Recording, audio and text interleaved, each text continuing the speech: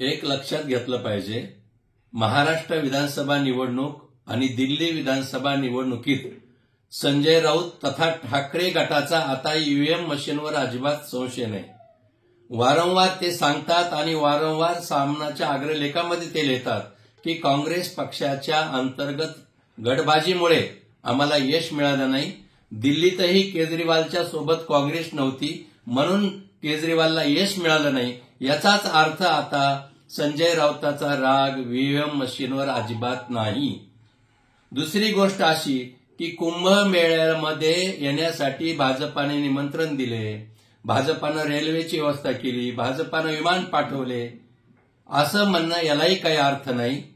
संजय राऊतला हे माहिती कसं नसावं की हा देश हिंदुत्वाचा पुरस्कार करणार आहे, हा देश सनातन धर्माने चालतो, या देशामध्ये 100 कोट्यावधी लोक हिंदू धर्माच्या आचार विचाराने चालतात. कुणालाही निमंत्रण आम्ही दिलं नाही, तरी देखील 80 ते 90 कोटीपेक्षा लोक प्रयागराजमध्ये आले, स्नान करतात, गर्दीच्या गर्दी तिथे आहे. तुम्ही म्हणतात की भाजपानं निमंत्रण दिलं, हे म्हणणं चुकीचं आहे. तुम्ही लोकांची दिशाभूल करता.